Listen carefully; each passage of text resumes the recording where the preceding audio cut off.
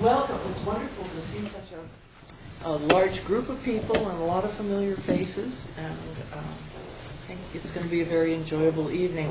I did want to tell you that this is the last in the speaker series for the Vandal Traditions, and I thought you might like to know how this whole exhibit got started. It was that somebody in City Hall challenged Kathleen and said, "I bet you can't do a football exhibit." And she took that and ran with it. And so we decided to do fall sports, male and female. But then it became this wonderful collaboration with the University of Idaho, with special collections and with the Leila Olds historical costume collection. So it's really nice when we can do town and gown connections like that. I do want to do a little promo for the next show, because that's also a collaboration. And starting, I don't know, maybe there are some of these out there on the thing. Starting in December and January, the Many Faces of Dance, and we'll be working with festival dance and performing arts. And Rod Bacon, who's a local photographer, has been taking pictures of their dancers that came through their great performances, their subscription series, for, I don't know, 28, 29 years. And so he's picked what he thinks are sort of the best 25 of those, and there'll be colored photos that Rod has taken of the dancers, some from backstage, some from out front.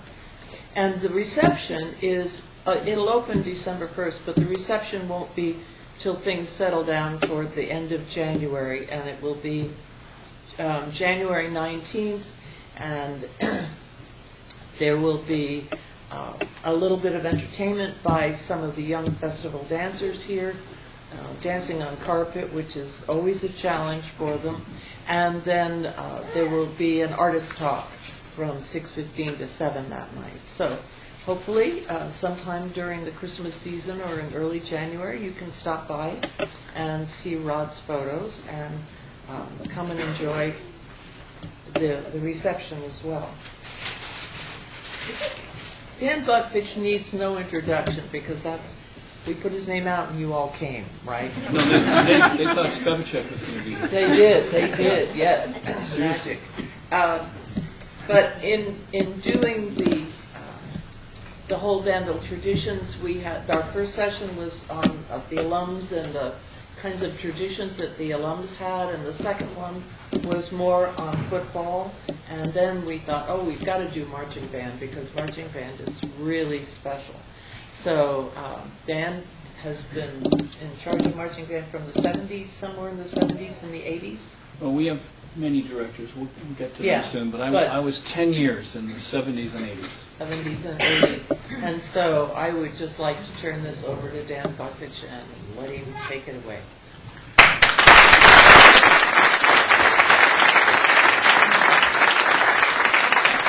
Thank you, Diane. It's a pleasure to be here. I'll take it away by getting many of you involved. Diane asked me when I was director. I was director from 77 to 87. Well, our current director, this is Spencer Martin. Spence has been, 6 years? Yep. And before Spence, we have an awesome tradition of directors who all went pretty much through the program, almost, now that I think about it. Torrey Lawrence. Torrey would be here, but he's in a concert up on campus. And before Torrey, Al Gimberling. Al came. Al was my teaching assistant. I was, as I said, from 77 to 87. We will soon call Robert Spevacek, who pretty much is responsible for the band that you all know today. And we'll get Spevacek, or Spev as we call him, to talk a little bit excuse me, about his history, which I think is 66 to 77. Doris and David Billingsley are here. Mr. Billingsley, Bill Billingsley, was hired as assistant marching band director in 1954. I won't say that was close to the year I was born. So there's quite a history in the room, and I really would beg those of you who want to offer anything during this little talk to please speak up. I see many former students. Sue, now Weaver, was in marching band. Who else was in marching band with me? This guy back here, Eric Keating, the Garretts. Anybody else in marching band with, who was it? Eric? I was just going to say, in fact, I graduated in that same time span, 77 to 80. Yeah, that was your, yeah. I'm sure when we get Spevacek on the phone, he'll be happy to hear that you're in the room. And let's see, just a lot of faces. Current marching band members. Who's in marching band now? Okay. Yeah. Who was in marching band before I started doing band? Anybody here from, when were you in band? 69. So you had Spevacek, and he was fairly new. Yes. Okay, so when we think about, at least when I think about Idaho band, I think of the way we teach shows, and Spence, please jump in on this, because I think you guys are still kind of doing it the same way. What makes the Idaho Marching Band unique is that, unlike other universities, where sometimes rehearsals are 3 hours a day, 5 days a week, if you're at Ohio State, 4 hours a day, 5 days a week, you get to take one class, maybe, in addition to band. Well, Spevacek figured out how to do marching band rehearsals on an hour a day. And we still use this system that he innovated back in the late 1960s. So if you don't mind, maybe we'll see if this technology works, and we'll get Spevacek on the phone. And Tom Richardson is here. How many of you know Bob Spevacek? See, that's why they're here, Diane. At one point, we were going to get Spevacek here, and Dave Seiler was going to come, and maybe some homecoming, Spence. Is that kind of the plan? So anyway, we'll get him on the phone. Spevacek, S-P-E-V-A-C-E-K, for those of you taking notes, was director of bands at the University of Idaho from Doris, please help me with this. Was he a director of bands from 1966, and retired when? 1998. Spevacek is down in Phoenix. He's actually always looked like this. I'm not kidding. This is a recent photo. Good-looking guy, but when I came here in 1976, he looked exactly like that. Let's see. Hey, Zach, do I have to hit new call? I hit new call. He's back there running. Are you running cameras back there? Yes. So what, are they all remote control? Yep. Pretty cool. Oh. So we're on the screen all the time. We'll just go. And then his number.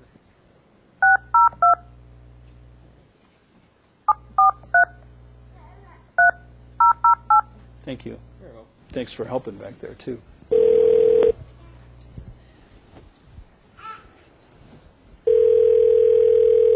Can you hear this? Yeah, hello.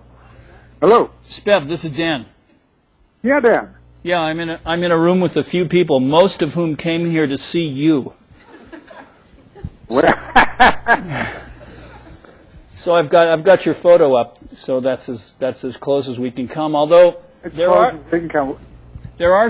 many important people here, but Doris and David Billingsley are here. oh, for heaven's sake, say hello to everybody for me. Okay. Let's do them. Can you hear in the back? And Spence is here. Al and Tori are up in a concert. Tom Richardson is back there. I'm leaving out names, sorry. Elaine Queener. Queeners are Yeah, here. Elaine, sure. Get ready Sure for enough. this. Eric Keating is here. Oh, my gosh. We will be entertained. Yeah, Eric came down from Spokane, and he's fantastic! been How working wonderful. been working at Eastern Washington. Well, I thought it would be interesting if you would give us your history, just briefly, of University of Idaho bands and that squad style that you adapted. Yeah, the squad style was something I kind of borrowed from. There were a couple that had existed before, a while away. When I was in high school, college, Dan Bukvich, who was my mentor from those days, kind of developed that with our high school group and then the university, and then Bill Moffat had a version of that he used at the Michigan State Band for many years. I kind of combined that with my own experience with having been director of the Madison Scouts Drum Corps. Now, at that particular point, drum corps were kind of had a bad name as far as the band business is concerned, because musically it was, let's say, in a gestational stage, if we could put it delicately. But you learn how to stage things so that it's entertaining. The strict squad system was kind of boring, and you had sound going all over the place, and it was kind of a mess. So I kind of combined those two things when I came to Idaho.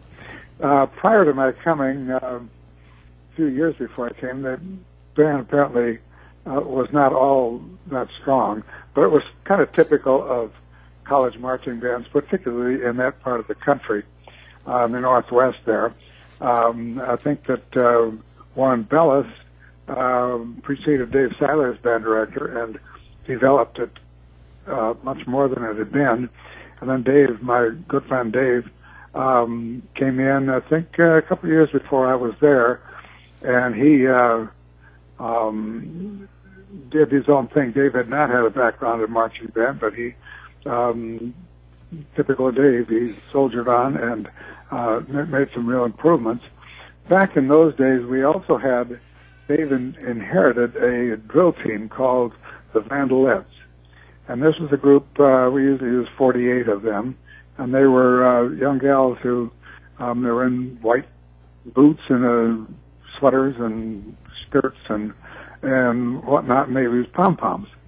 And they were something that Dave inherited, and they kind of expected to out and go do their thing, and on the halftime, and the band would just kind of accompany them. Then one day they came like on a Thursday and said, "Oh, we won't be ready for Saturday." So left the band there standing there. So Dave said, "Okay, enough of that." So he said, "You can only exist out there as long as we take that over," which he did, and so I had that too. So we kind of incorporated that in the total picture of things. That was the days of flags. Now, being involved with drum corps, why we decided we would add some flags.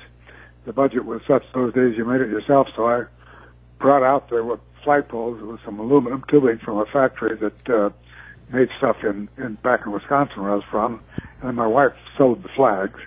It was a pretty humble operation at that time, and I'm showing a photo from a few years later, but it's close. Oh, okay. But anyway, that's how we kind of developed that Idaho style. And it, we also learned that you take your best how to stage it. We used to be that bands would and drum corps would start on one end zone and you go down the field. Of course, the sound goes with you there, but if you're in a stadium, it kind of echoes around, and the sound would kind of fill it up. But that's just the way it was done. Well, the way that and drum corps did it too. Then when they put the roof on the stadium, we did that, and people in the band were hyped for it. Man, they were going down the field. They were just. What years are you speaking of? What year is that? I'm talking about 1975, maybe 4, and they put that roof on there. I went up and talked to the people who had done the acoustics for the room, and they said, well, you went down the field like that, and we measured the sound of the band, and it was exactly the same decibels as the crowd sound was, because the crowd sound now stayed in the room. So he said, nobody could hear you. And of course, I hit the panic button. What on earth do you do? So that's when we starting at the sidelines. I'm going to interrupt you for 1 second. Yeah. What Spev is talking about is, this is the football field, broken up into grids that we'll tell you about later. And traditionally, bands, and a lot of the Big Ten bands still do this. They'd start in the end zone, and their show would go that direction. Maybe you've seen that all the time. And what Spev is talking about is he's the guy who came up with starting it over on the sideline. Okay? And this, in a typical show, Spence, these days, how many of these sheets do you have? For each show? 30 plus. Sure. So every 8 beats of music, there's a different picture like this. And when Spevacek is talking about squads, he's talking about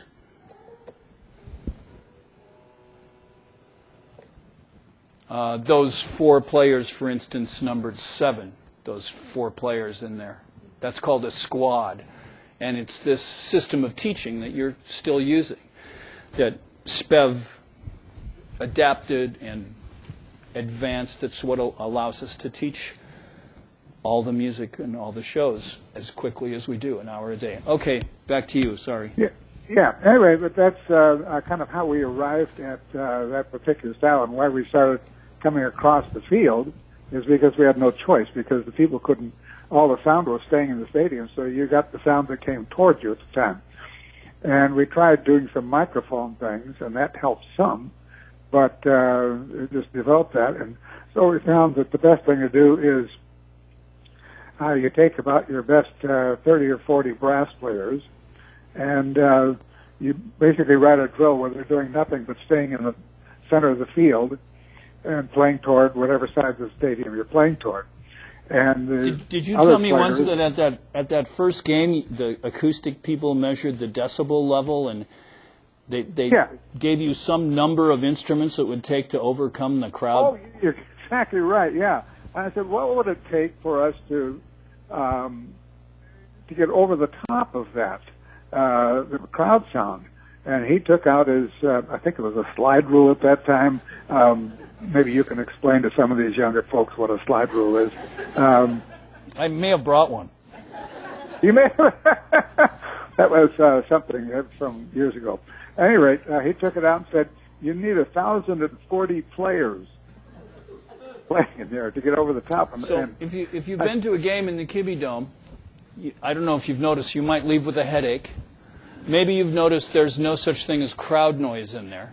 It's because the way the roof is, it shoots just normal conversation. It just keeps it in.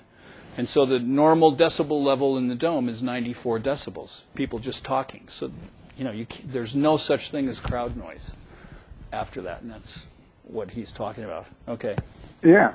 So that's how we ended up coming across the field.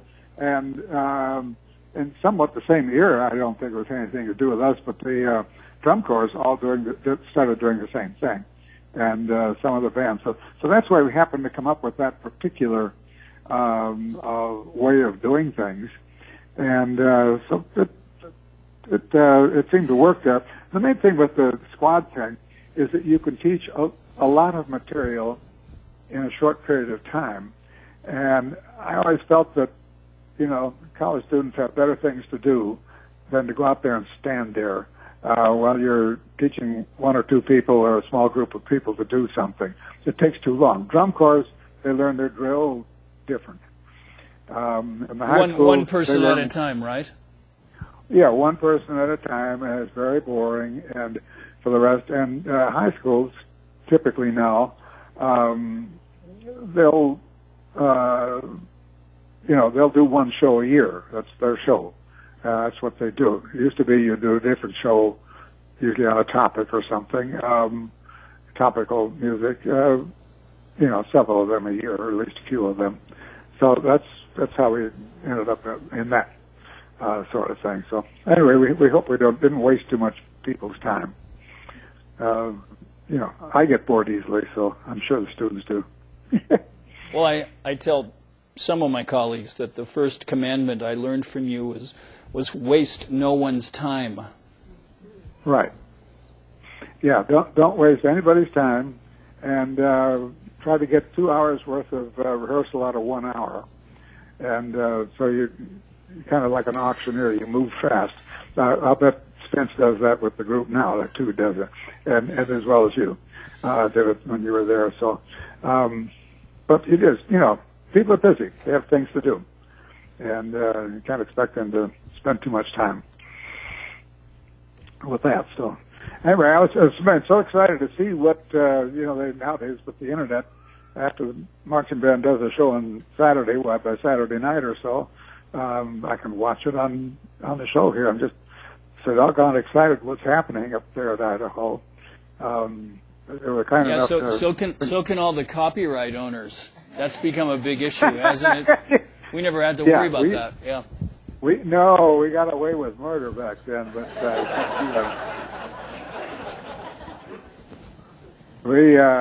you could. We have to be, nowadays you got to be careful because it goes right out on the internet. But you can see what it is, and last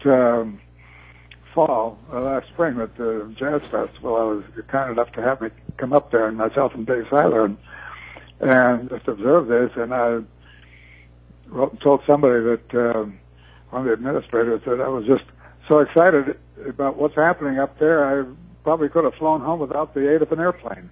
It was just what you guys are doing there is just fantastic. The tradition continues, and I know when I started doing band, I ended up, you know, writing a lot of music. But before that, you had students writing shows. In fact, the first time I saw the Idaho band was in Bozeman, Montana, in fall of 1975. Do you remember that show? I do indeed. What was it? Oh, that wasn't Fiddler on the Roof. That was something with Chicago, I think, wasn't it? Can't remember the name of the tune now. That was a Chicago tune. I just found I found the score today. So I was at Montana State, and one of my friends was at the game. I wasn't in the band at that time, and he said, "Hey, there's this phenomenal band over here. You need to see these guys." And I said, "There's no such thing as a phenomenal marching band." And I went to this game, and the band, I couldn't believe it. What I mainly couldn't believe was the music was obviously written for the band. It was "Journey to the Center of the Earth." I'm looking at the score. There you go. Who wrote this? Greg Welsand, perhaps? I think it was Greg Welsand, because... I think it was, yeah. And it was, I can't remember, the very first time I had other arrangers. At first I started doing it, and then we hired Governor Norman from back in Wisconsin, wrote a couple of shows for us when I was first or second year I was there. Was he incarcerated? Well, if he wasn't, he should have been. But no, I'm not joking. Didn't you have somebody writing shows for you who was in prison? No, not that I remember. No. But no, there was that was exciting. Well, and you know the nice thing is that show probably inspired you once in a roundabout way to end up at Idaho. I want to tell these folks about the most luckiest shot I ever had. We were looking for a marching band PA who was a percussionist, because the percussion thing wasn't working right at Idaho. But at the same time, we didn't have a percussion program that would really be appropriate for a master's degree in percussion. But we had Bill Billingsley there. And I thought, I said, boy, that would be great to have a percussionist who would be a composition student who could take a composition and master's degree. So I thought, I'll just call every percussion studio I know until I find somebody. Well, I did, and I probably placed 30 calls to percussion teachers at universities. Nobody had anybody. And so then it was now coming up late April or May, I was over judging the state solo contest in Missoula, Montana. And we were eating lunch in the faculty lounge there or something, and the various teachers, and I said, hey, can anybody help me out here? I'm looking for this. I explained what I was looking for. And it was the guy who was, name escapes me at the moment, the department head there at University of Montana said, well, I understand there's a young fellow at Montana State. I don't know what year he is, but who does really good work, and I thought of. So then I called Creech Reynolds the next Monday, and who was department head at Montana State, and I said, explained what I was looking for. He said, yeah, his name's Dan Bukvich, and he's doing his practice teaching in, in Billings West High School. So I called up and asked Warren Frank, the band director. I said, is Dan Bukvich there? And he said, yeah, he's standing right here. So they put me on, and I explained what I was looking for in this, and you said, yeah, I'll take it. That was Dan Bukvich's. It's either that or go back to Butte. But marching band didn't exist then, though, didn't it? Did it? Didn't you cancel marching band in spring of 1976? Well, no, that was a little before. Not much before that. What happened was that when I came here, the budget was, like $3,500 in the athletic department and something for this. But anyway, it was woefully inadequate. And I tried to explain that, we just can't exist on this. You don't take a marching band of 180 people or something, whatever it was, close to that, and that budget, the figures don't match up. So I said, here's the budget we need. And so they kind of considered that. And so anyway, we had a meeting, the assistant financial vice president, and he said, well, I'll pass this along to the financial vice president. I kept asking him, have you done that? No. So finally he said, okay, come up, we'll have a meeting on this. Well, it was obvious that the financial vice president had not looked at it before. So we were sitting in front of him, and he reached behind him, and I swear to God this is true. He had a spray can that somebody had given him, and the spray can said, bullshit repellent. And he sprayed it in my direction. And I knew that I thought things were bad now. No. He sprayed in my direction, and it hit a raw nerve, and I knew that I had tenure at that point. And so I said, don't you ever do that. Anyway, it came that, well, we considered that. All right. Well, then it came down to budget time that he said, well, you'll get the money if there's an adequate budget. Well, the legislature being Idaho, or anywhere else nowadays, there wasn't enough money, so would there be no increase? So I called up Dr. Hartime, who was the president. I said, you might as well just pull the plug on the band because we just can't do it. So at the next board meeting, he did. He said, we simply can't do this anymore. We're going to drop the marching band. I'm sure it was a little ploy there. Anyway, so band was dead. And, this is spring 1976, yeah? Yeah, there or slightly before that. I'm not really sure of the date.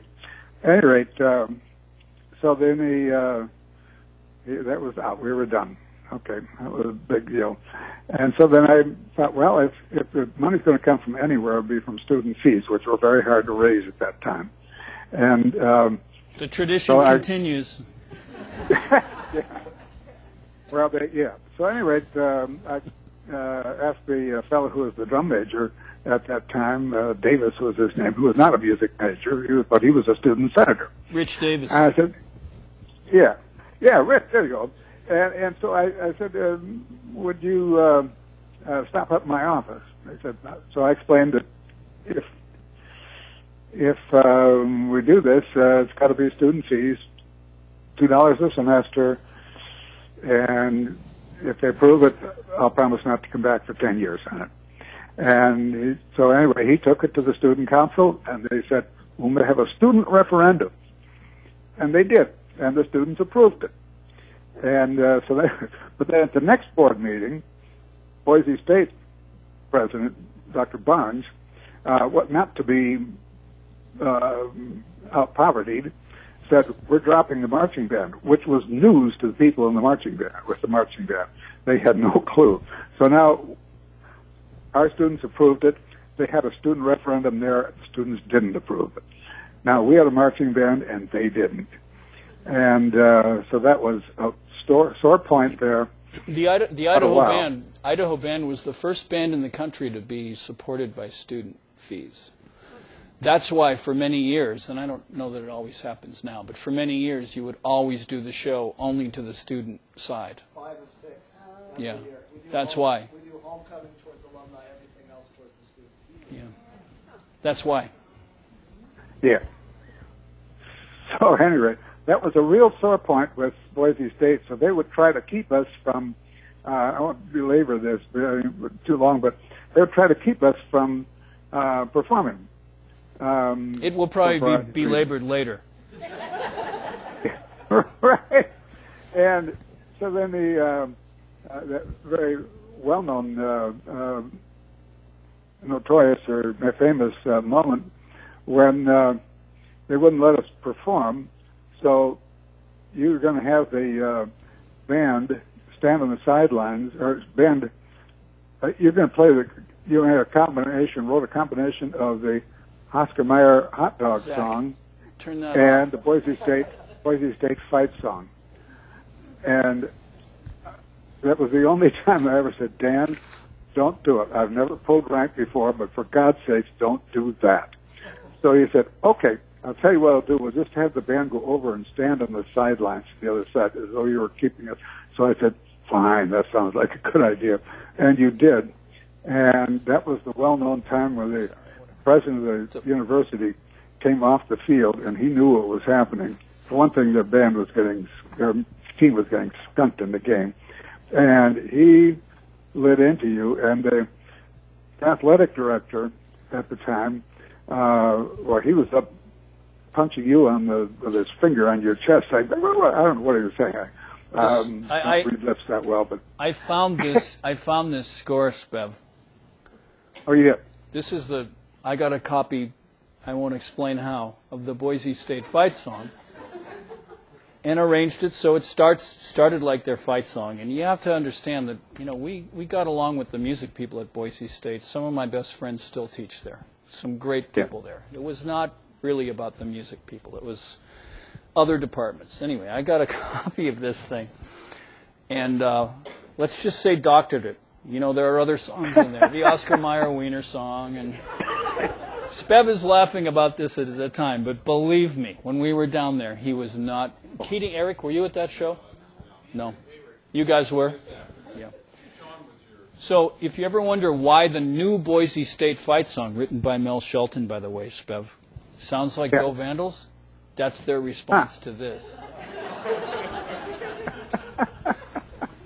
Anyway, but that was, and the thing is that the television cameras from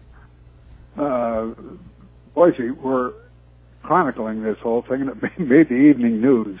And these Boise statesmen in an editorial really took after Boise State for that. So it was kind of a win all the way around. But it was it was tense. So those were interesting. There were other places. Idaho State didn't want us to perform either. And there were back in the 60s and 70s, there were a number of schools, University of Montana being one of them, that didn't have bands. So we would call and say, could we come over and perform at halftime? And they'd say, please don't come, because someone will make us have a band. Or we would, we'd bring over 200 people and they'd be marching 30 or something. And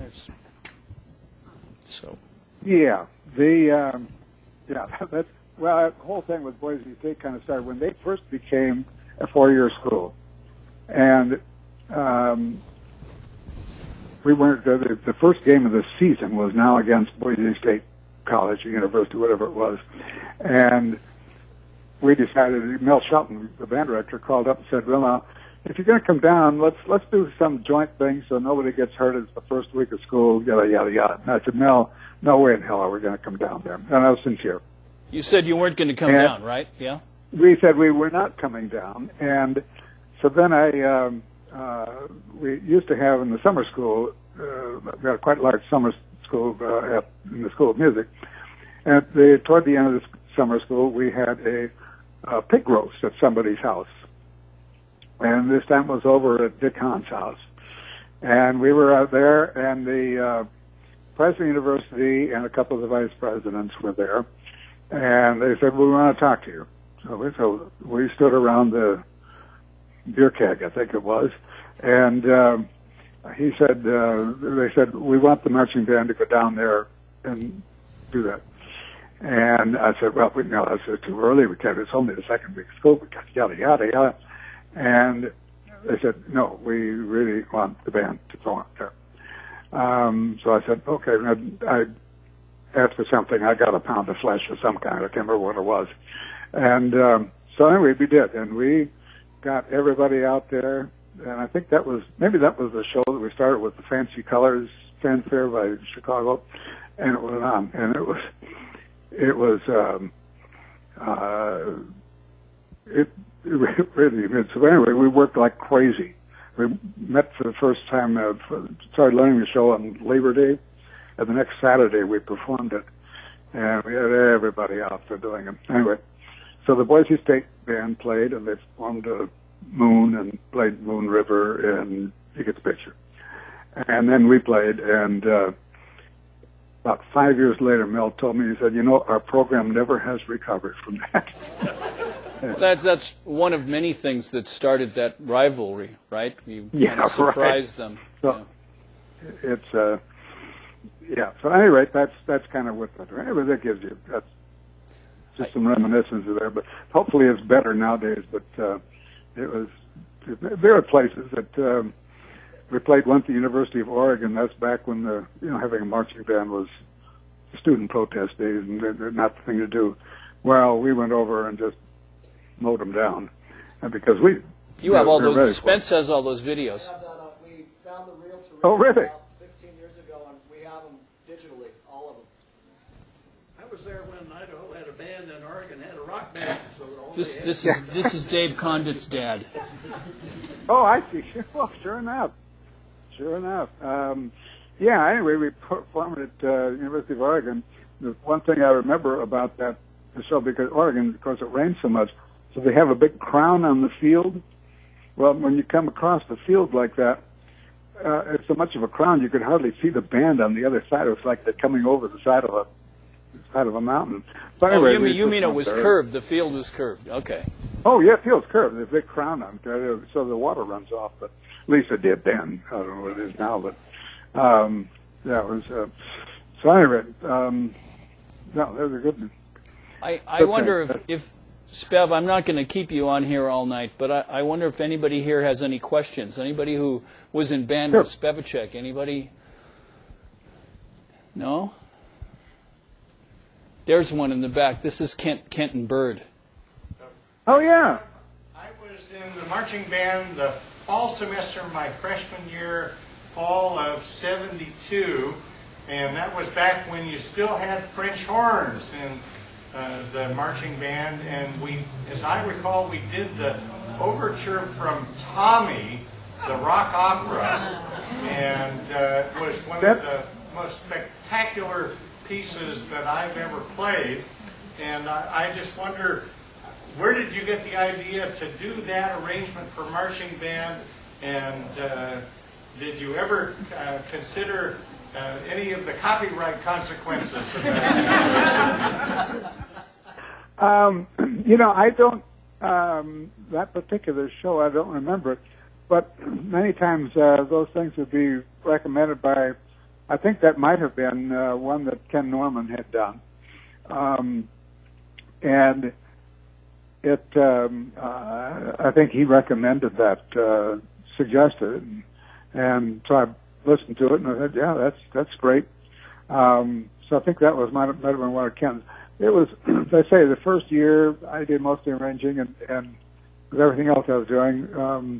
And frankly, that's not the best event that I do. I can do it, but it's kind of pedestrian. Others do it much better. But I think Kenny did that particular one. But then various students, we talked about Greg Wellsand. He was excellent. Then it was Chris Guhauken, who now lives out in New York, and he's kind of the guy who got us connected with Lionel Hampton in the first place. Great bass trombone Would you explain that story quickly, if you don't mind? Yeah, I can. How that connection was made. Chris called one day, and he'd been out there. He went out there to study 12-tone composition techniques. You can explain to students what that's about. We don't do that much anymore. It's good.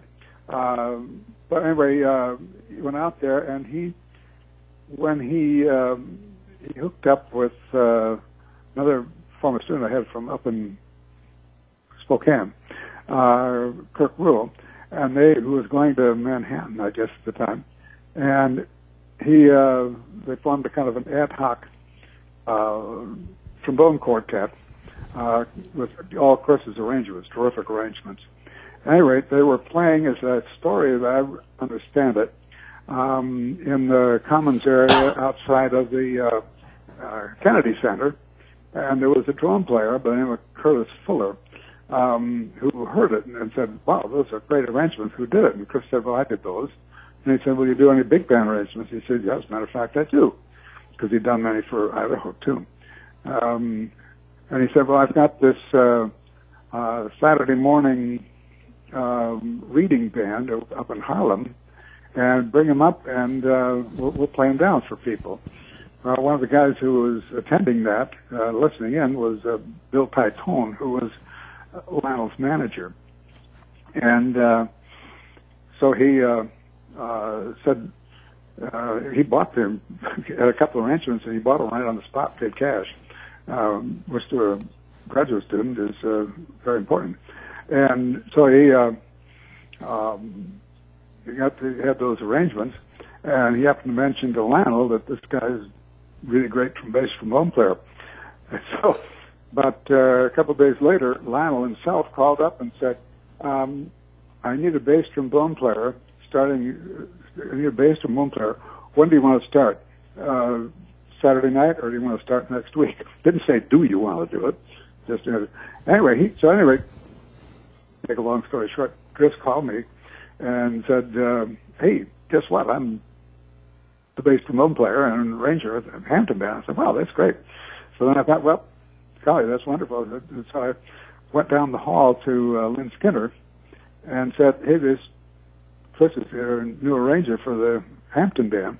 That'd be kind of cool, to have them play at the festival, because we can explain to students that, hey, this is what our graduates do, all of them. And so he did. And so Hampton came out, and he and Lynn struck up a real friendship there, and that's how we happened to get connected with that. So anyway, just some of those things. That's the name for that. Just things passing in the night and right opportunity. So that's why we have the name on the festival and everything else there. Any other questions for Spev? Yeah, Eric Keating has a question. Spev, it's great to hear your voice. It makes me want to sit straight up in my chair again. I was just wondering, did you also start that tradition, if you will, I guess, of making the stops at high schools and other places in conjunction with the trips as kind of the recruiting effort? Because I think that exposure was just tremendous. It was certainly a lot of fun to do that, and we did it in our area. We did it everywhere we went. We'd stop at some place in high school. I don't know whether, I don't know that it was unique to what we did. I think it was the first time that we'd done it at Idaho. And it is a very good way of, it's just good public relations. And it's fun, too, because, for the high schools, this is a pretty big deal. They have the older students there, and of course it sounds older and very much more mature and very good. So that was always kind of fun to do, and we played and people usually more than happy to have us come and do that. So that was, I can't remember when we started doing that. I think when we went, you talked about that show in performance in Bozeman, Dan, and it seems to me that we performed in Helena or something like that the night before, which is not too far from Bozeman, and that was fun. So it was some good times there. Anybody else have a question for Spev? And we'll let you get back to the news. And, oh, great! Thanks. I'd rather not talk to you. I'd rather talk to you guys. Anyway, yeah, I'm gonna let you go. Thank you so much, Spev. It's great to talk to you. Thanks for doing it. It's been fun. Bye-bye. Yeah, bye-bye. Hopefully that hung it up. I think so. So when Spev is talking about the squad system, as I tried to kind of sneak this in when we do shows, Spence, do you still use sheets like this? Almost. And we still do it by hand. Yeah, there are computer programs that do it, but it takes forever to teach those things. You can see that there are yard lines marked, right? And not only does it go up and down the field like normal, but it goes across the field in 5-yard, 22.5-inch steps.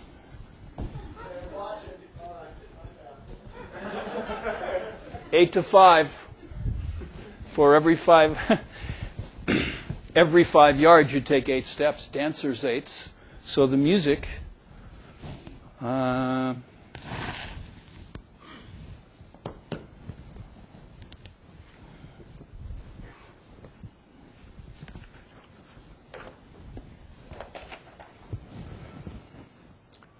music is numbered every 8 beats. We call it a series. If you look on the field, when you go on Saturday, if you look on the field, you'll see yellow and gold dots, and that's those grids. So going towards the student side, they're yellow. Going towards the alumni side, they're white. Because the field's not perfect. It's got. Does that screw up the football team at all? I mean, the extra dots. I think that is what's going on, actually. Yeah. You see, when you go across, if you start over on this side, every 8 steps, it on and on and on and on. But see, over on this side, it's not a full set of 8. So if you're going to do the show the other way, it kind of messes with the. Yeah, I remember a time at a high school in Vancouver, trip to Portland, and we played. And for some reason, they didn't want you marching out the field or whatever, and so we did a line from outside of the visitor side, where the administration wasn't seeing. We had a line of all the band members, and I remember there was a few in the back putting dots of spray paint as we went across the field. Or chalk. So you put dots on all the intersections. That's how you know where you are sometimes. I don't know. Do you do that anymore? You do it on the dome? No, never. Nothing. No, you wouldn't even think of that. Well, if I could get this thing undone, this is how we would set out those 0 points on the field. Oh, gee. My first year back, we, of course, did not chalk the dots on there, but they were wrong every time. They were wrong. They would not line up with the hash marks. And God, we measured and measured and measured and looked at our chain. And I called the dome manager and I go, come over here. And they measured, and they screwed up their hash marks. Their hash marks were wrong. They almost had to cancel the game. The marching band actually, this was in August of 2012, my first game. That was fun. We saved the game. So. These are hash marks, and as you're coming across the field from your starting side, the first set of hash marks is halfway between a set of 8. Right? Are they still? Have they changed them? And then over here, they're on a set of 8. So sometimes you can use those, but typically, things are. Well, then when you travel, if you're going to play a Seahawks game, your pro hashes are different than college, and high school hashes are different than those. They're all different. So when you travel, you have to make those adjustments in rehearsal before you go. Hey, there's the Idaho band at a Seahawks game. Kingdom. Were you in that show? Eric, you have the bus list for that show. I do have the bus list for Will one of those. We did a couple trips there. Will it show up here? I don't know.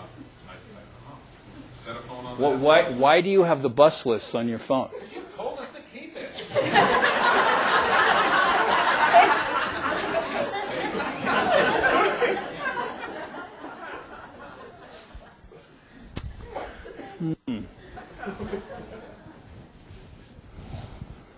So we've tried many. For a while, I thought it would be a good idea to actually have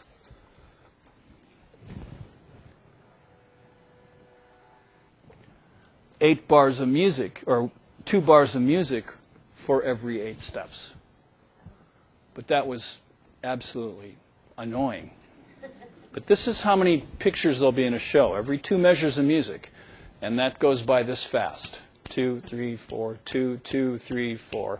Every 2 measures, there's a new picture. And a set of directions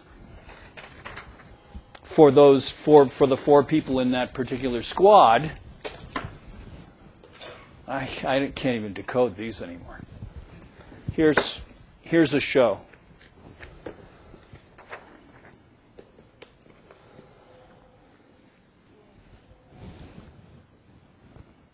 With a set of directions. Does every student have that? Every 4. The squad leaders would have.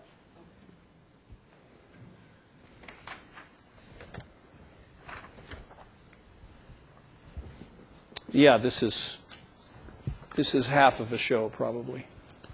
And I couldn't find any of the mimeograph versions. Because when I started doing band, as Spevacek said, when I came here, I was not a marching band TA. I came as a percussion TA. But shortly after I got here in fall of 1976, he said, well, you're going to be a marching band TA. I said, okay, whatever. And there are many stories I could tell. I won't. Well, we're done at 7:30.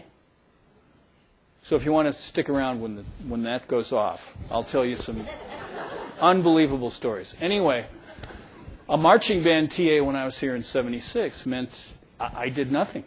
He was writing the shows, the drills, teaching them. I was just standing there. I didn't know what for. Well, the next summer 77, Spevacek's on his way back to Wisconsin or something, and he says, I think you need to direct the band next year. I should have asked him why he thought I should direct the band. Because I'd written some music for them, but I knew nothing about writing a drill. I'd paid no attention. And he left for the summer. So I remember a couple of people, Doris, you would remember Greg Wellsand and oh my gosh, Steve Smith, some of these drummers, you know. I said, well, how do you do this? How does it work? And there were these old 16mm videos or movies. And said, well, I think something different happens every 8 beats. So I was trying to figure this out and figure it out. And self-taught. But, and where was I going with that? Someplace important. Anyway, it was, do you still find it annoying to do this? This drill? Very time consuming. Oh my gosh. And the dome is interesting because the dome is so flat. You don't have that upper deck like the other stadiums do. So the motion, Spev talked about the sound, which is still the same, but the motion's different too. Bigger stadiums, you can do great big pictures and you can do some things. And like you look at all those Ohio State things where they've gotten really popular, where they're doing dragons and horses. Well, that's no good in the dome. You can't see it. That being said, though, when they added that new big screen TV, we can do a picture or two once in a while, and if you can cue it with the camera guys, then you get that kind of upper deck look. But it's different. Writing drill for the Idaho band in the Kibbe Dome is different than any other band you'll write for any other stadium. It's not the same. Yeah, the stands are so low. They're so low. Well, this is my first. Spevacek innovated this Idaho spell that I think you guys, do you still spell Idaho in eight beats? Okay, there's 8 beats before it. There's where you finish, right? But that Idaho is not, you can't read that in the dome. It looks like, I don't know. You can't, trust me, you just can't read it. So you have to really lengthen the letters. You're not doing overlays? No, we're not. Sometimes you would, in order to really see where you're going, you're working from that, and then you've got, this is how you track. Actually, sometimes you do it in a window. Through the light you can do it. Okay. So a little bit. Not that. Let's see.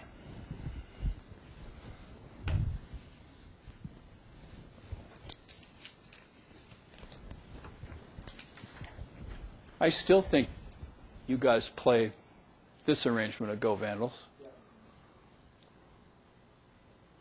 You added the IDAHO, yes? Yeah, probably. What's the story with that? I have no idea. Because pre-76, you would not have had the spell off, right? We worked, Bill Billingsley was a great mentor for me in many ways, but Bill wrote for marching band. He wrote marching band shows, right, Doris? And he wrote before the dome went in. Yeah? So when the dome was built, the kind of orchestration that Mr. Billingsley wrote for, 3 trumpet parts, 3 trombone parts, 2 clarinet parts, on and on. If you've ever played in concert band, it was similar to that. That kind of orchestration, when the dome was first built, no longer worked. So I remember Billingsley and Klimko coming to many rehearsals, and I'd write 4 measures of something, and we'd put our heads together and see what kind of orchestration, how many parts should we write. You know, you have 180 people out there, but there aren't that many different parts. So we came up with, the acoustics have changed, so you can do different things now. But it's still really close. It's not much. So we came up with 2 trumpet parts, 1 woodwind part, whatever. So that's, I think when I rescored Mr. Billingsley's arrangement of Go Vandals is when we put the spell out in there. You guys know what we mean by the spell, I-D-A-H-O. But this is, that wasn't there before. No. And I guess what else would I started doing, constant music for shows, which you guys still do that. Yeah. But I think that's still the arrangement you guys do. And the Boise State guys still. Tom, yeah. When did they do away with directors up on the sidelines? Well, Was that ever part of it? no, it was part of it. You could see in this old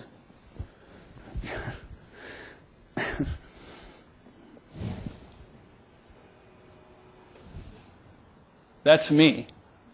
I'm not going to give you any more of a close-up.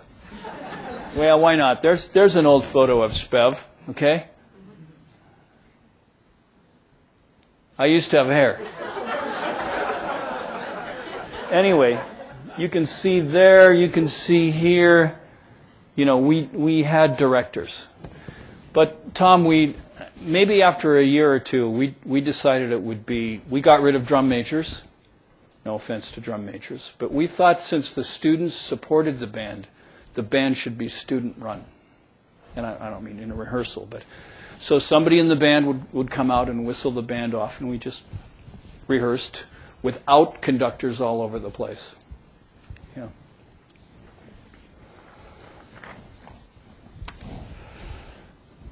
I want to show you this if you're. I could go a lot of directions with Go Vandals, but it's one of the great fight songs. Doris, did you know J. Maury O'Donnell? I did. Yeah. I used to play drums occasionally. He'd play piano at the Elks. Right. Yeah, played piano at the Elks Club and always end with Go Vandals. One of the great. We played the fight song with them there one time. You did? Yeah. Yeah, they ran around town, ran around Moscow up to grade or junior high or high school. So they ran around and grabbed whoever was in town that summer and said, "Hey, come on down here. The guy that wrote us here and we want to play it." So Yeah. rustled a bunch of good stuff. It's one of the great fight songs. You know, this is the Oregonian. Every once in a while they do this. This is from 2002. Look at the #1 song.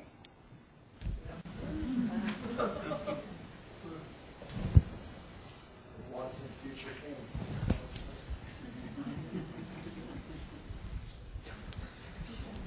Joe, John, I can talk about it. I know they love it in Ada County. That's for sure. Yeah.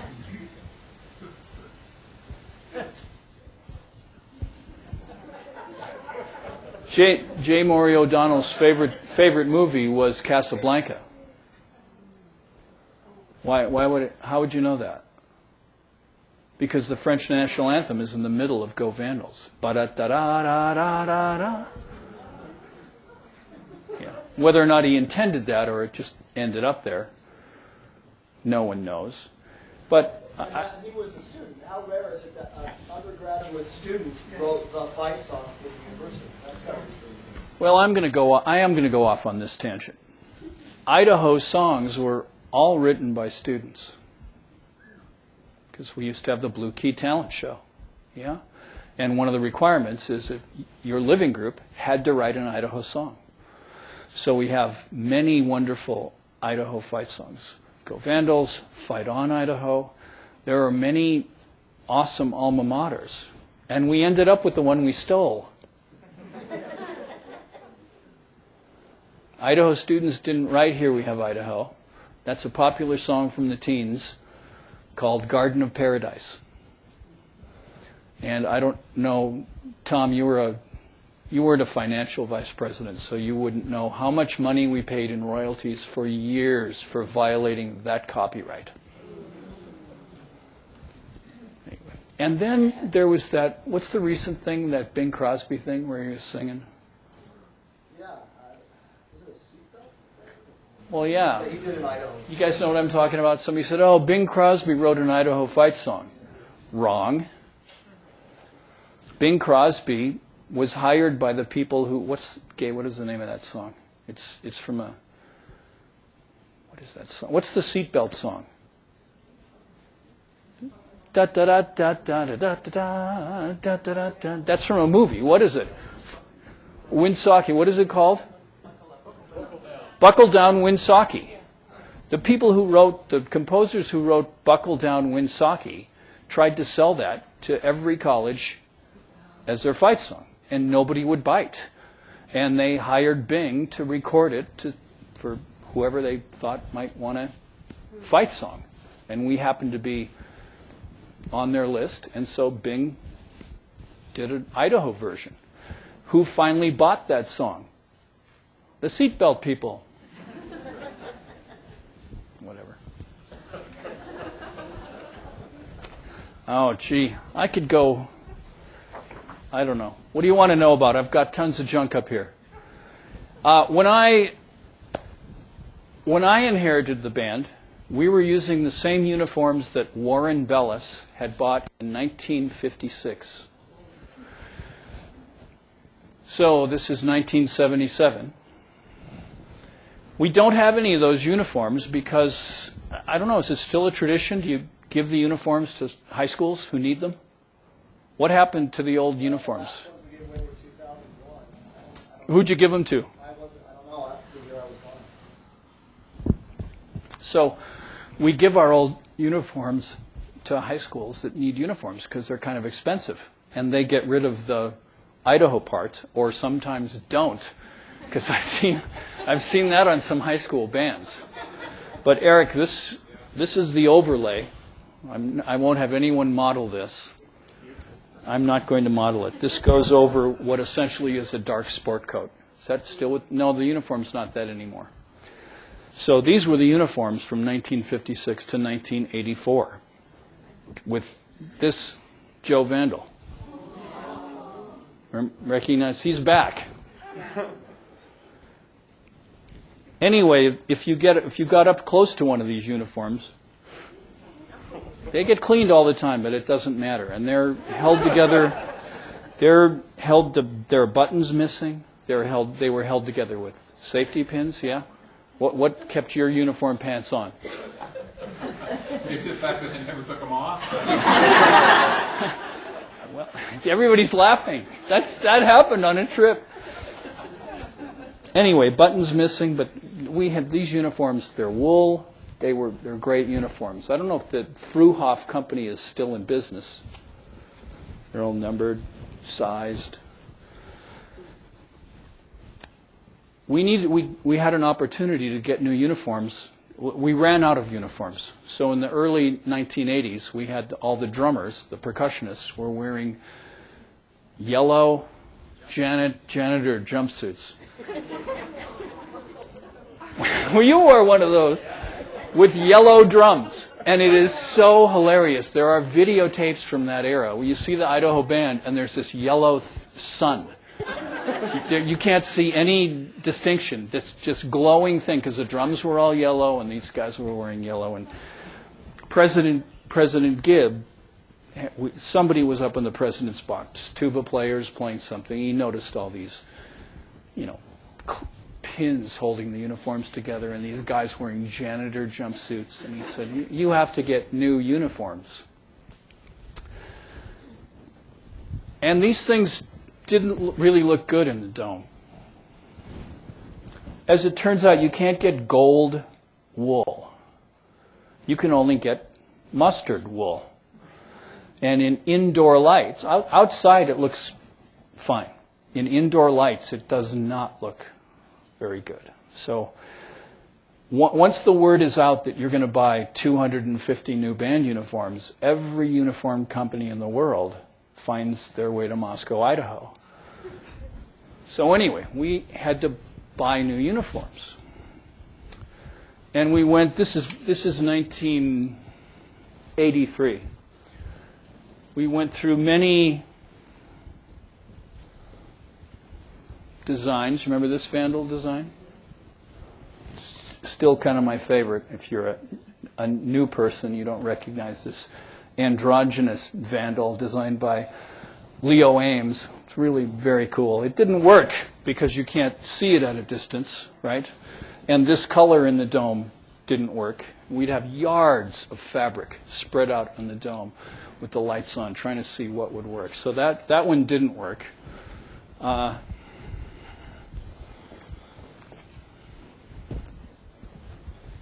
Still using this one? Kind of? We had a really interesting design that had white, because white shows up in that place better than mustard. We had an interesting design that we couldn't afford that had a white coat and white pants, and then another set, black coat and black pants. So you could... This didn't work either. Looks fun kind of up close.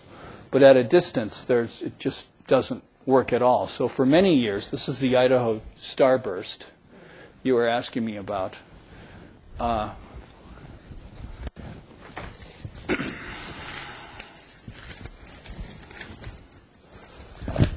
actually ended my first show with that crazy thing.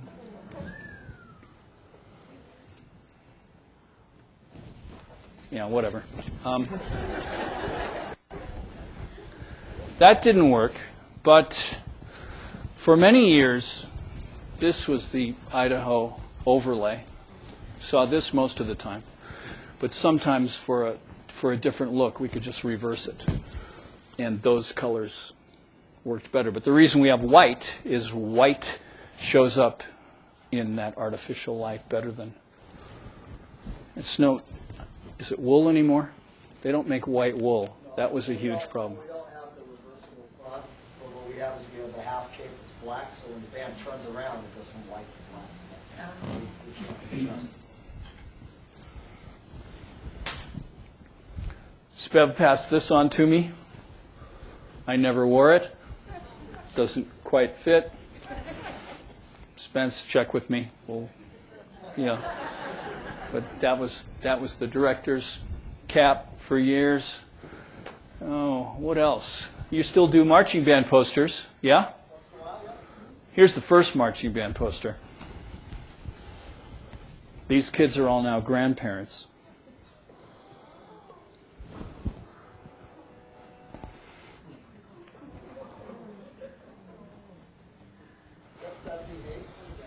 (1978). We got a bunch of kids from Married Student Housing together, and we said, put on some uniforms. We took a photo, and this one little guy would not stay still, so that's his mom's hand.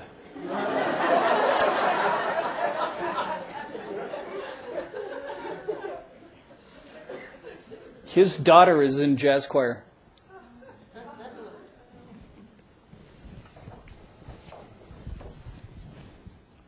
Tough to see that. Rick Dickinson. Eric, are you in this photo? Are you in this poster, Eric? No. Rick Dickinson just retired. Many years, great band director up at Kellogg High School. I don't know. I could, let's see. What else do you need to see? I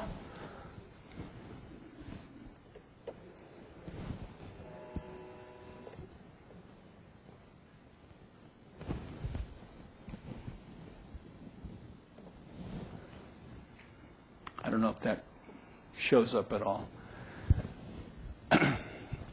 When I was doing band, I inherited from Spevacek the Vandalettes. Any Vandalettes in here? Vandalettes, as Spev said, they were a pom-pom squad. You can see them in the background there. We had 60 pom-pom women with us, and you could do some kind of interesting things. But only 12 flags.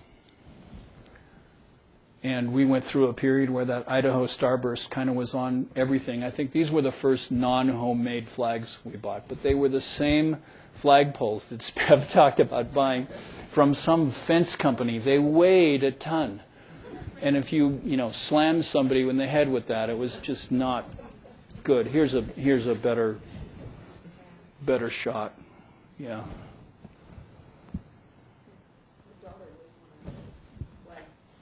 A flag person, yeah. Dan, talking about lighting and colors in the dome, did taking out the plywood and putting in what I call plexiglass change things? Oh, absolutely. Sound-wise, didn't it? Taking out the plywood ends and putting in the plexiglass. It made it significantly. Made it better. For the sound? Yeah. Much better. Yeah. Yeah, because all of my years doing band, we were amplified. There was no way, even going sideways, to get over crowd noise of just people talking. So, I mean, we came up with this scoring concept that allowed it to work a little bit better, but we still dropped microphones from the ceiling. Yeah, but I think with the new ends, it's significantly better. Although I don't know that it's any better now that they crank that music constantly. Well, and that's, you talk about mics. There are times we need that to battle the music, honestly. I mean, the room's tough enough, but the canned music, we sometimes have a little help too. Because if you can't compete with it. Live music cannot volume-wise compete. But the windows have made a difference just everyday rehearsal. The room's a nice room to be in now. I mean, with the lights off, it's awesome. I mean, it used to be, you guys all used to be a potato cellar. I mean, it was terrible and gloomy. Everyone was mad. Now it's really nice. What we say, especially now in November, it's raining sideways and snowing, and our friends at WSU are freezing outside. We just say there's no place like Dome, man. Well, it was always tough when you traveled because you had to be outside. And we're spoiled because you're inside at 72 degrees all the time. The ball game halftime was a little chilly last year. 15. What's the story behind the skirts for the tuba players? Name names. See, that's after my time. I think they ran out of uniforms. Well, and being typical tuba players, they're old. They're originally from the 60s. No, Or they're from the 80s or something. they're from the 80s. Because when we bought new uniforms in the 80s, we decided for a variety of reasons it was no longer cool to ask women to wear those short skirts, nor was it cool to ask for their measurements on the enrollment form. I mean, I saw that. I went, It was handy, but just not cool. no, I just went, really? So when you signed up for the Vandalettes, they asked your measurements. And I said, I don't think that's right. And I love Spev, but we're from different areas. He goes, well, why? I go, well, maybe we shouldn't do that. So we went away from skirts like this and to longer skirts. Okay. And the tubas found them and put them on as a gag, and then loved them and would never take them off. So then if they ever misbehave and they get in trouble, we make them wear pants. And they threaten to quit. They're mad. You're telling them you have to wear pants. They get mad. You just did this. One of the big changes, Spev was, there's no one who can yell like that guy. He can raise his voice and fill the dome and never swear. But you've been on the side of it, on that side, Eric, yeah. It's absolutely amazing. But would you say that Spev was more authoritarian than I was? Yeah, I would think so. Yeah, because he, for tubas to wear skirts, or I remember the first time I saw Spevacek blow up, a tuba player at a pregame at Idaho State was marching with his tuba, and then on the way off the field playing Go Vandals, had a kazoo. Nobody could even see that. I don't even know how he spotted it. No one was there yet. It was the pregame. They're marching off playing Go Vandals. There's this one guy playing a kazoo in the back. Well, the next thing I know, the band's up in the stands, and there is this immensely loud, non-stop screaming at this guy about how you should never behave that way. So one of the interesting things for me was I wasn't like that. And these were the days band was not required. There were no scholarships. The last day to drop marching band was after the last game. Right? So it had to be the right kind of fun. It had to be good. And you had to kind of walk this fine line. And Spevacek was there helping me. He was super helpful. But guys like Eric, who knew how to have a good time and make it fun, and tuba guys, Spev, what's wrong with you? How can you let those guys act like that? So maybe that's how the tuba thing started. But they're going to do their own thing, and you just. There are some hills worth dying on. Yeah. One's not worth dying on yet. No. Anyway. And do you know how how that tuba thing started? What's that? Being a nutcase. They just were. When did they start their own float? Was that at homecoming? Was that with you or after you? It was during our time. Really? Yeah, I remember. Yeah, we had I think Tom Moulter Oh, yeah, him. Yeah. Huh. He Yeah. got mad. Yeah.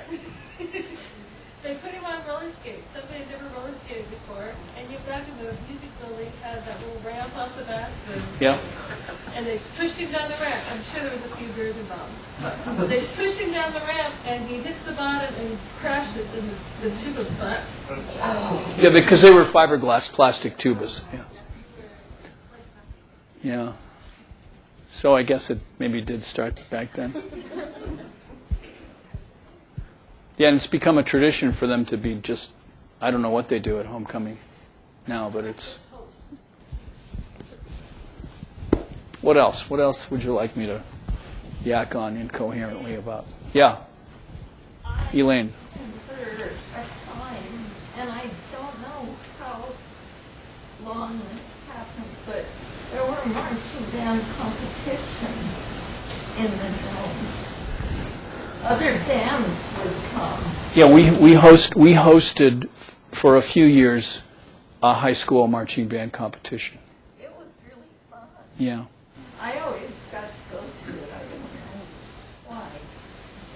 Well, because it wasn't during a game and it was on a weekend. Right, Yeah. right. And it seemed like I was supposed to do something, but I don't hear. Well, that's how I became a TA.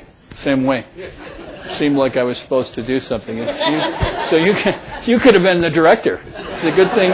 It's a good thing Spev didn't see you wandering around. Yeah, that was maybe for 3 or 4 years. That would be in the early '80s. Yeah, I think we were associated with Marching Bands of America. We hosted a high school. Mm-hmm. When I first came to Idaho, Elaine was the secretary. How did you do that? How did you do that job? Because right now, there are, 8 people do your job. I love them all, but it's, back in the day, boys and girls, one person typed your correspondence. There were no phones, so you intercom us, tell us there was a phone call. You wanted a letter done, it would get typed. Elaine did the programs. I mean, it was pretty amazing, so thanks. And it was all fun. It was pretty... Because all the fact we were crazy. Why else would you work at the crazy place like the University of Idaho? Well, I'll show you why. People ask all of us all the time, what are you doing in Moscow, Idaho? Well, if you're a composer out there in the real world, you have to hire people to do things. Before I forget about this, Christine, holiday concert, December 8th, you'll play. Yeah, okay.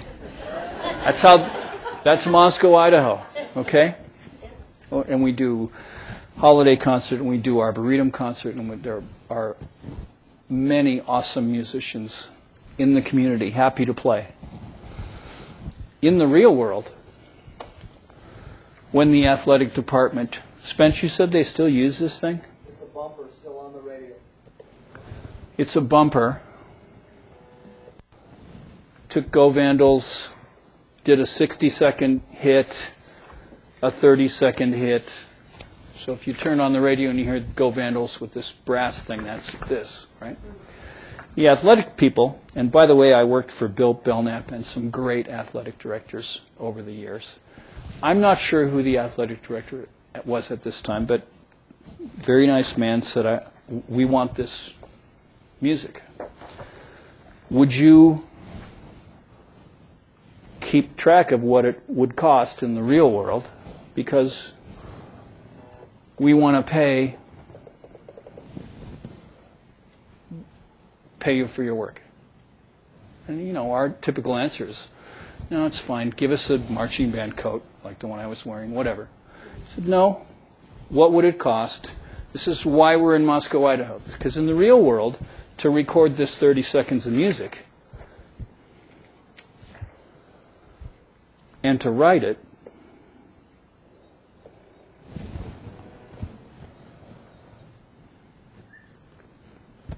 $1,500 per performance minute, copying parts, orchestrating. That's just to produce the music you read from. You'll recognize some of these names. That's when recording was cheap, only $25 an hour. Oh, I forgot I played. There you are. You did 4 hours. That's what the recording costs.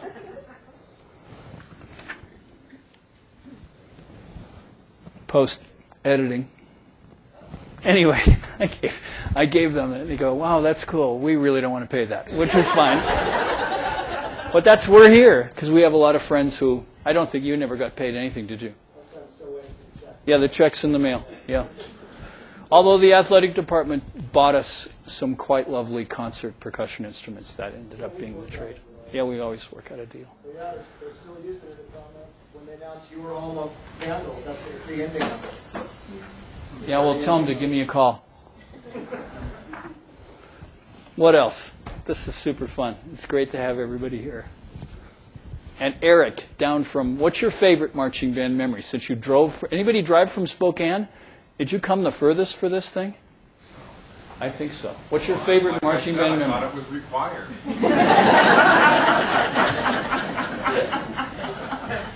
Many of you would know Eric's dad, who was superintendent of schools? Marshall. Right. What's your favorite marching band memory? I don't know. There's so many.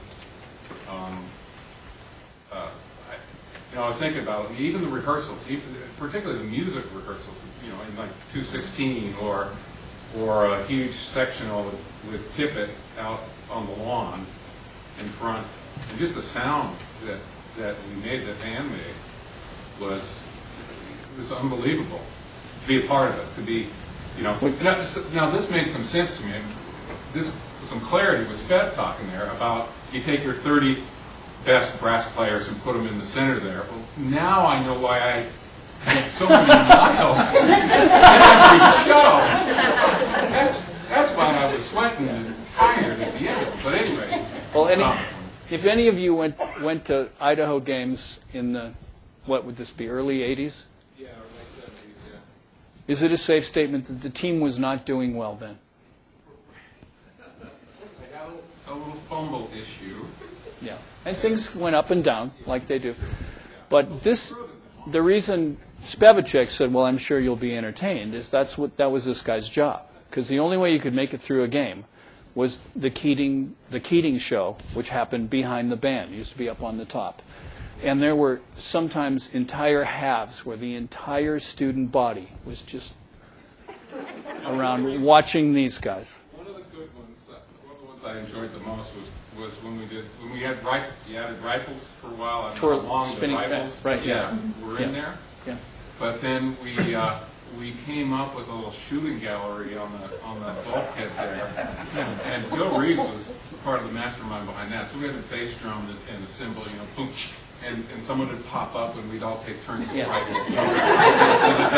Right. So this is actually probably where the tuba started. Yeah. Yeah. So, that was a lot of fun. But the road trips were always a hoot, to put it mildly, I guess. The good times bus, certainly. Long tradition. I saw a picture of the pep band from the 20s. John, were you in the pep band in the 50s? No. Did you know some guys in the pep band, though? Yeah, actually, the 30s. 30s, 40s, 50s. I mean, they had a good time. No, I know. Yeah. Yeah.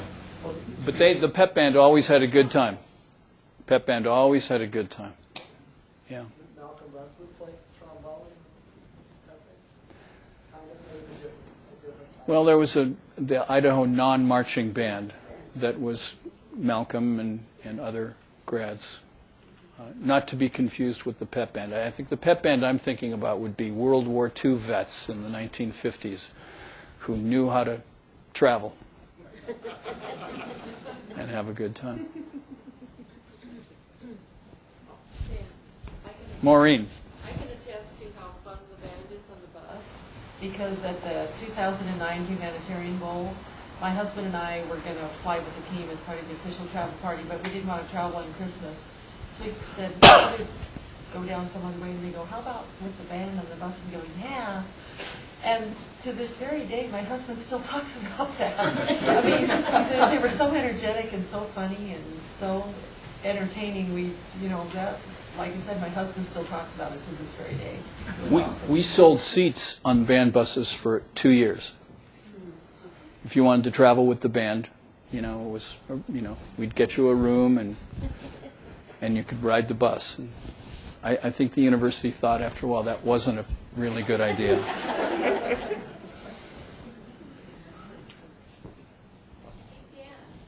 Hey, Sue. You talked about the story where we had plugs.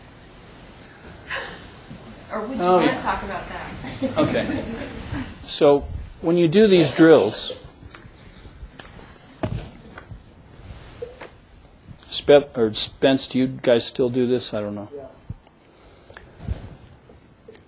When you do a drill, you can't have somebody missing. It's really obvious. But at college, people are missing for good and bad reasons often. So we have, like every other band in the world, a set of people who can jump in and learn a show fast. The moves. They don't play the instrument. Sure. But there are people, so if these are trumpets and you're missing that trumpet player, you've got a person who can stand in and march that show. Okay? You have to have it, or you'll just go, it just doesn't work. We call them plugs. Every band has them. For some reason, what year was that, Sue? Oh, 88, 87, somewhere in there. 86, 87. Well, you were 87, yeah. It had to be 86, 87. 86, 87. For some reason, the Spokesman Review, the Seattle Times, the Portland Oregonian found out that the Idaho band has players who don't play instruments. I've never figured out why they would even care, or whoever brought that up, because, like I said, everybody does it. But it was a big deal, and it was in the paper. It was in the paper for more than one day, right? And it was our local paper, and it went on for days, didn't it? I can't remember how long it went on, but we had reactions. Yeah, and so I'd get call from administrators would say, "You have people in the band who don't play?" Sure. So anyway, long story short, we took the entire band, we wasted a rehearsal, and we went down when the newspaper offices were down here on what street? I neglected to tell them we were coming. But we pulled in and we filled the entire... Kenton, where did he go? He left. He knew that was coming. We filled the entire building, and we practiced all our music there for an hour. And who would that editor have been? Is that Jay Shellady? He was very kind to us, and he apologized in the paper, and then he bought us all pizzas. So what happened with that? I don't know. And then it went away. So the tradition continues. You know, students are writing arrangements, and Spence is doing fun things, and it's this awesome tradition started essentially by Spevacek, still using that teaching system. So when you watch the band, you'll know that every 8 beats, there's a different sheet.